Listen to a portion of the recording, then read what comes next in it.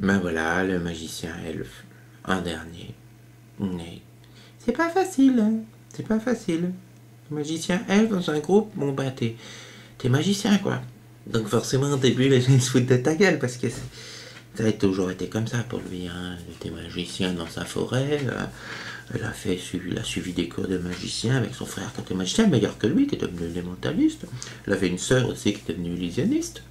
Puis il avait un cousin qui est devenu nécromant, mais celui-là, bon, on n'en parle pas trop, le cousin nécromant quand même, il a de fortes chances de se retrouver dans le groupe de gros enculés qui est en train de prendre le pas sur toutes les nations du monde connu. Né dans une famille qui n'a pas trop souffert, hein, plutôt noble, en dehors du fait qu'il était médiocre dans ses études de magie, médiocre parce qu'il pensait à autre chose, il pensait vaste monde, il pensait à essayer aussi de transcender l'ère de la magie par le simple fait de dépasser la nécessité d'utiliser des composantes. Il voulait tout centraliser, une sorte de gemme de pouvoir qu'il aurait mis sur son front là. Les autres lui expliquaient qu'en fait il voulait devenir psionique. De fait, c'est vrai. Notre magicien elfique, vu les talents qu'il utilise avec le groupe d'aventuriers, en fait est le magicien psy. Il est même d'ailleurs plus psy que magicien.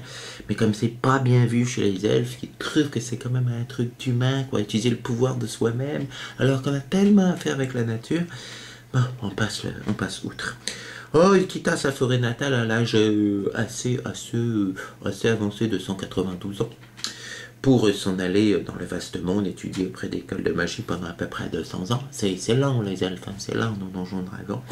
Et là, il lui arriva quelque chose qui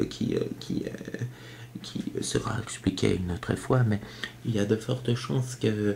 Enfin, il a oublié, on va dire, une vingtaine d'années de sa vie, quand il se retrouva malgré lui et en dépit de toute apparence au service de son cousin nécromant, qui éventuellement n'était pas encore, je veux dire, en train de faire le fou sur tout le continent.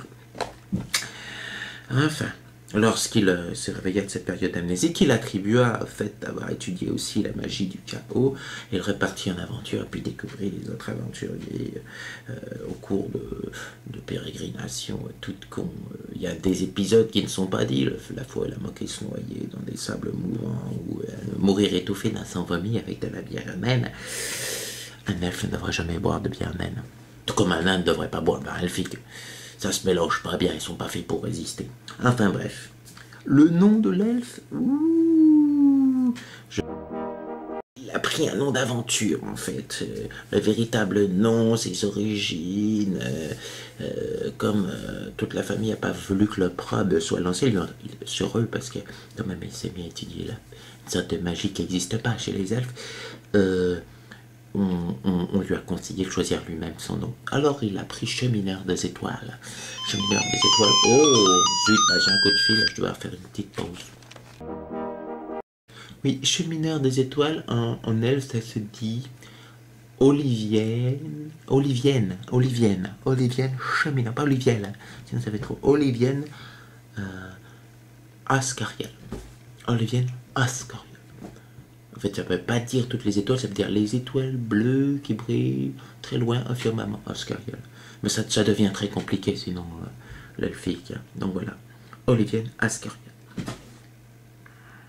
qui fait de la magie du chaos et de la psy. À la place de la sainte magie elfique, des trucs, je veux dire, il y a quand même des rituels de haute magie elfique, genre pour changer de l'eau en vin. Non, ça n'a pas intéressé lui, il voulait des trucs plus pratiques. Du genre se débarrasser de la vermine que les elfes n'ont pas, du genre essayer de travailler les pouvoirs de son esprit. Ouais, enfin bon, je passe à son portrait chinois, parce que c'est compliqué, je sais même pas comment... Oui, pouvoir vous rendre la substantifique moelle du drame que vit cet elfe, qui n'est pas considéré comme un magicien par les siens, mais comme un Benzoi.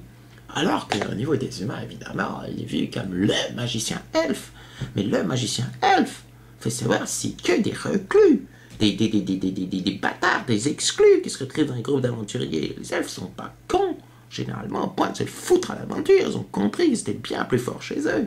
Avec la magie, pour le peu de trucs qu'ils vont trouver, à manquer de crever dans des tombes ou des tombeaux ou des donjons avec des aventuriers qui sont même pas elfes, c'est dangereux.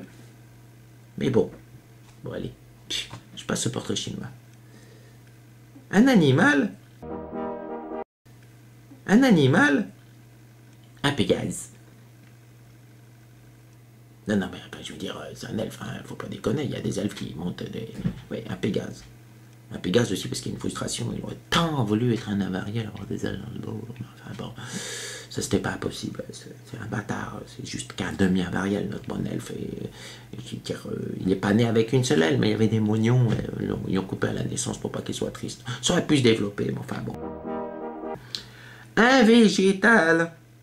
Eh ben le chêne central, forêt elfique où vive la cour des princes. Ah ça, il aurait bien aimé l'être. Mais les autres lui disent que c'est un gland. Une partie du corps.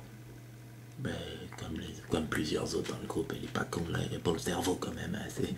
C'est ça qui fait marcher le magie. Un pouvoir. Il est pas con. C'est un elfe. Il répond la magie. Il devrait répondre la psy, il est un peu con. Une arme. La magie. Enfin bon, il devrait encore répondre la psy. Une activité humaine. Et ça, c'est un peu gênant quand elle fait une activité humaine. Ça veut dire quoi? Bon, il y a des humains qui font de la magie. La magie. Un personnage historique. Ben, je vais me dire, il est monomaniaque, mais bon, c'est comme ça. Elminster. Ouais, si, dans les royaumes oubliés, Elminster, c'est un magicien, une des déesses, lui, de la magie. Ça fait un personnage historique, quand même. Si, quand même, ça fait... Un personnage mythologique. Le dieu de la magie. Surtout qu'il n'y en a plus dans le Panthéon, les morts. Les morts, quand Plouf et l'homme au masque sombre se sont réveillés à l'existence.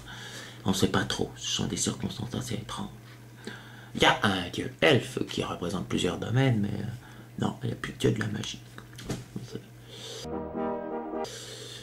Une maxime. Shazam.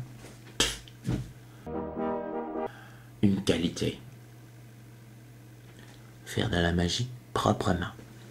C'est vrai, il n'utilise pas de composantes ou très peu, il passe ça partout et puis les composantes qu'il utilise c'est juste dès son propre corps et comme c'est consommé après l'usage. Un défaut. Il confesse qu'il est un petit peu maniaque. Il aime bien ranger. Oui, ça c'est carré, il n'aime pas trop laisser des trucs derrière lui parce qu'il sait que ça peut servir aussi à des composantes de ça. Une œuvre d'art.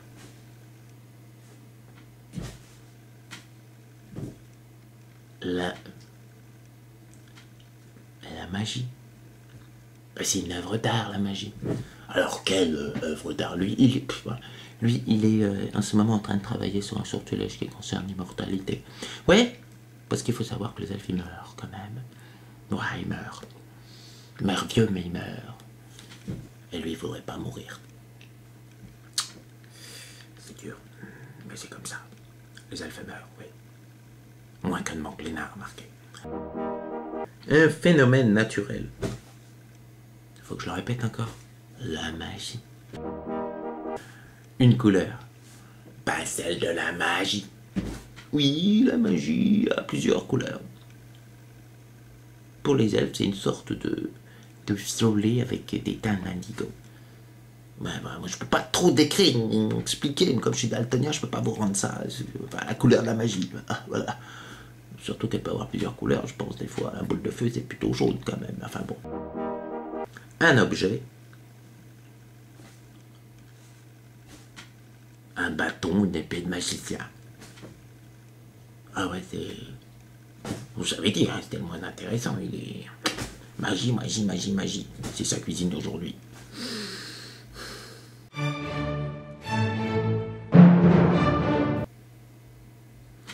Bon, on peut pas dire non plus que c'est rien qu'un gland, quoi. Je veux dire, c'est vrai qu'il a inventé un sort pour retrouver ses potes. Ouais, il est sort de téléportation, et puis surtout, il a aussi le sort le plus, quand même, intelligent qu'il a pu inventer, c'est qu'il peut nourrir tous ses compagnons ouais, tous les jours. Hein. Ils ont l'impression de manger du caviar et du foie gras. C'est juste con qu'il y en ait deux qui soient allergiques au caviar et au foie gras. Enfin bon.